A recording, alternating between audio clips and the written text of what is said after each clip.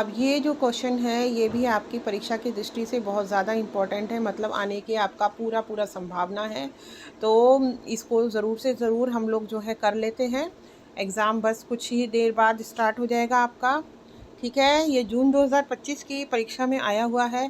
Social डेविएंस सामाजिक विचलन के जैविक एवं मनोवैज्ञानिक कारणों को समझाइए। क्या सोशल डेविएंस यानी सामाजिक विचलन, क्या सामाजिक विचलन के जैविक एवं मनोवैज्ञानिक कारणों को समझाइए। ये मैंने कल भी कराया जून 2025 में। सोशल डेविएंस पे दो क्वेश्चन आए हुए हैं, तो आप इसी से समझ सकते हैं कितना इंपॉर्टेंट टॉपिक है ये।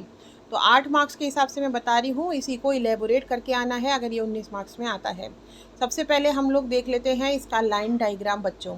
देखो, सामाजिक विचलन के कारण, क्या सामाजिक विचलन के कारण, ऐसे आप लोग ऊपर लिखेंगे सामाजिक विचलन के कारण। उसके बाद उसको बांटेंगे किसमें, एक तो हमारा हो गया है जैविक, ठीक है, बायोलॉजिकल, और दूसरा हो गया है हमारा मनोवैज्ञानिक कारण, ठीक है। जैविक और यानी बायोलॉजिकल और साइकोलॉजिकल, बायोलॉजिकल और साइकोलॉजिकल, बायोलॉजिकल और साइकोलॉजिकल, ठीक है। यही पूछा गया है हमसे क्वेश्चन में, जैविक और मनोवैज्ञानिक जो सामाजिक विचलन होता है उसके विषय में। अब ये जो मनोवैज्ञानिक है ये देखिए कितने टाइप से होता है, और जो ये जैविक होता है वो कितने टाइप से होता है। तो जैविक को हम देख लेते हैं। ये देखिए, आनुवांशिक दोष होते हैं कुछ, ठीक है, जिसके कारण विचलन होता है।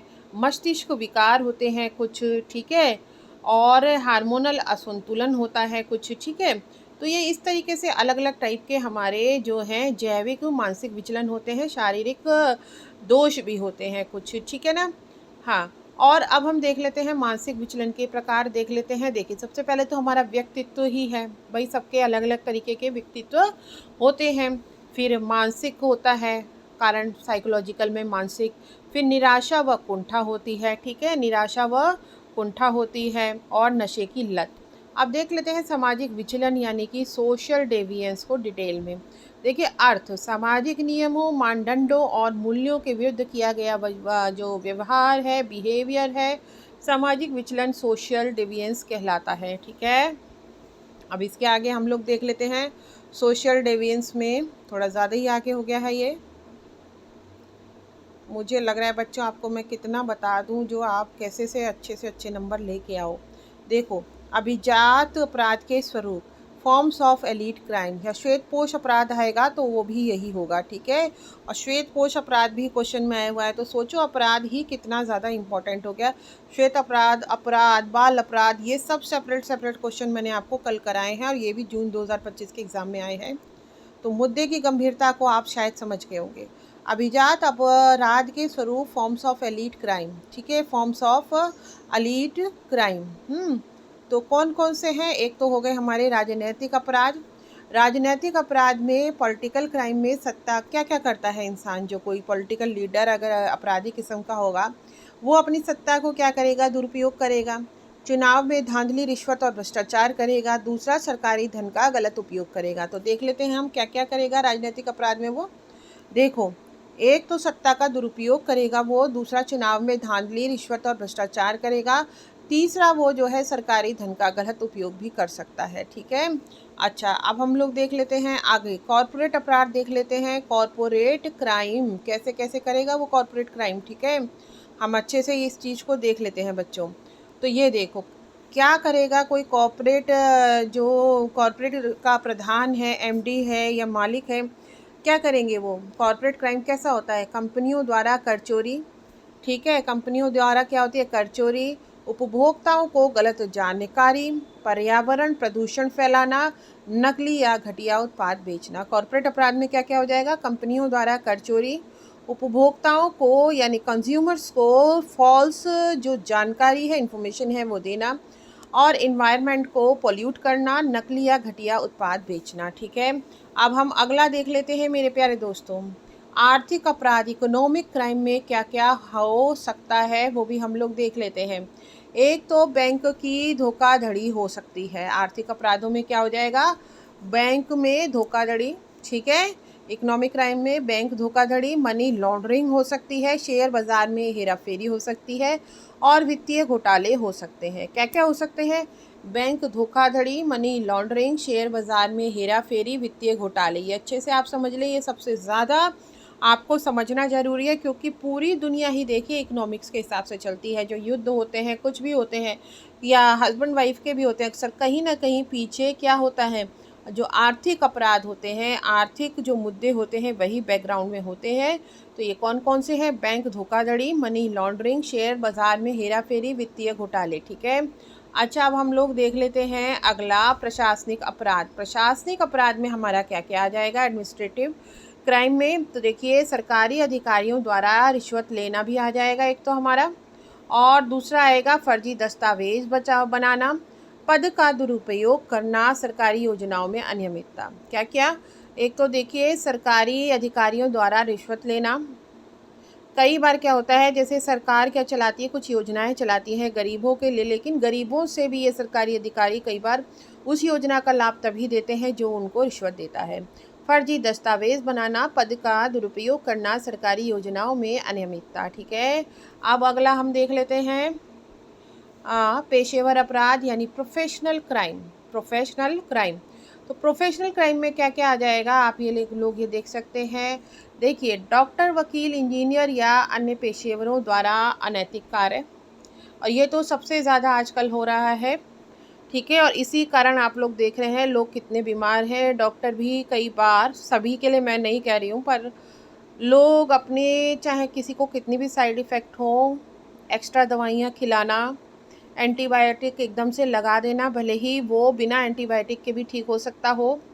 तो बहुत सी ऐसी चीज़ें हैं। वकील वकील भी, उन्हें कोई मतलब नहीं होता, भले ही हारने वाला केस हो, फिर भी झूठी उसको बोलते रहेंगे कि हम तुम्हें जितवाएंगे जितवाएंगे, और उसके पास जो होता है वो भी कई बार हार जाता है इंसान। इंजीनियर बड़े बड़े पुलों में बेईमानी करते हैं, और देखिए पुल टूट जाता है, जिससे कितनी सामूहिक मौतें होती हैं। तो यह अन्य पेशेवरों द्वारा अनैतिक कार्य। अब देखिए, गलत मेडिकल रिपोर्ट देना। ठीक है। फर्जी प्रमाण पत्र बनाना, पेशेवर कर्तव्यों का उल्लंघन करना।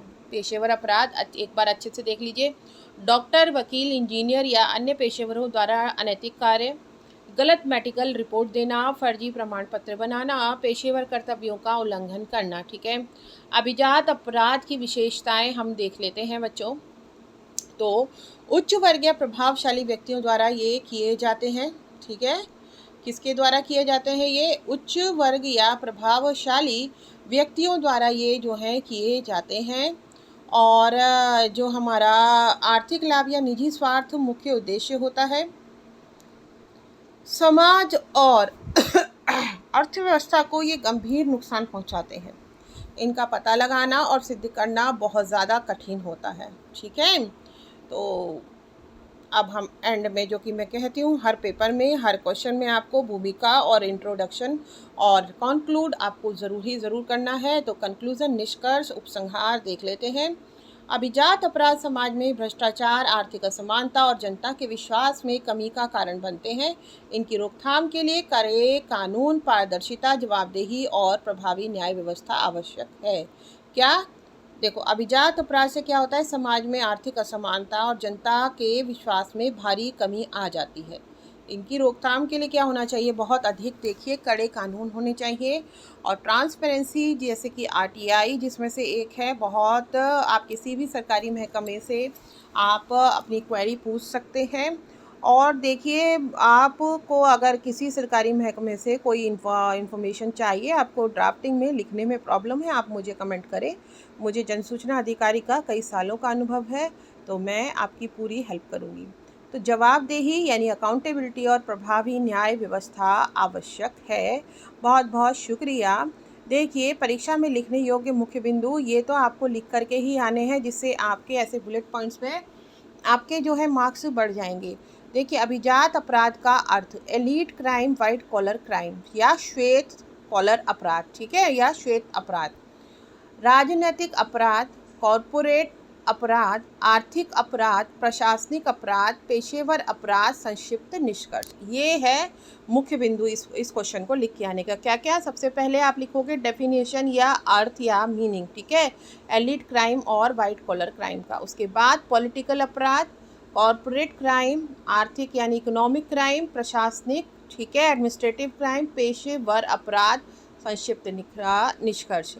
तो यह उत्तर जो है यूओयू बीए थर्ड सेमेस्टर BSON 201 की 8 अंकों की परीक्षा के लिए बिल्कुल उपयुक्त है। तो देखिए, जो सोशल डेविएंस को भी मैंने आपको जो है अभी अभी समझाया था 8 मार्क्स के लिए, ये एक बार और मैं आपको बता देती हूँ। ये देखिए, इसका केवल ये लाइन डायग्राम, ये जो सामाजिक विचलन के कारण 2 प्रकार के होते हैं, जैविक और मनोवैज्ञानिक। जैविक होते हैं जैसे आनुवंशिक दोष, मस्तिष्क विकार, हार्मोनल जो असंतुलन होता है और शारीरिक दोष।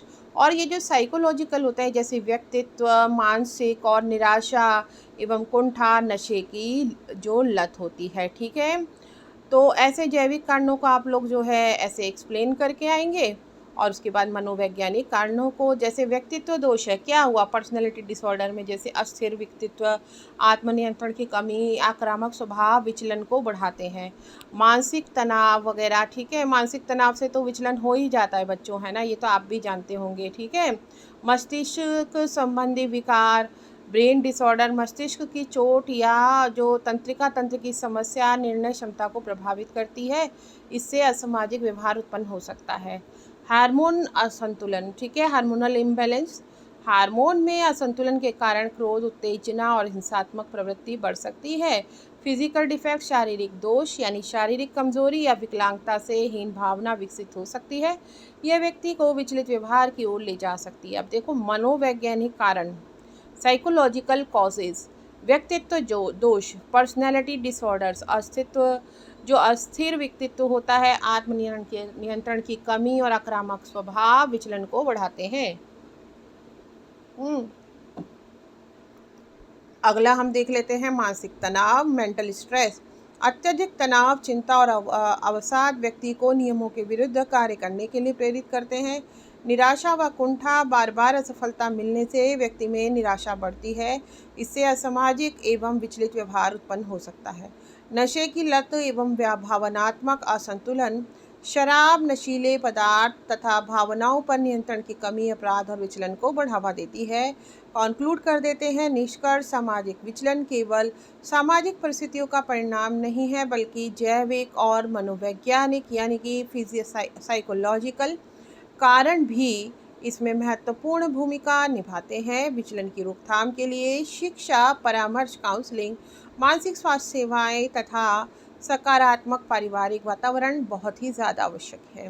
अब देखिए, परीक्षा में लिखने वाले मुख्य बिंदु इस तरीके से आप लिख के आएंगे तो आपको पूरे मार्क्स ज़रूर ही मिलेंगे। सामाजिक विचलन का अर्थ लिख देंगे, आप जैविक कारण और मनोवैज्ञानिक कारण। जैविक कारण कौन कौन से हुए? आनुवांशिकता, मस्तिष्क विकार, हार्मोन असंतुलन, शारीरिक दोष।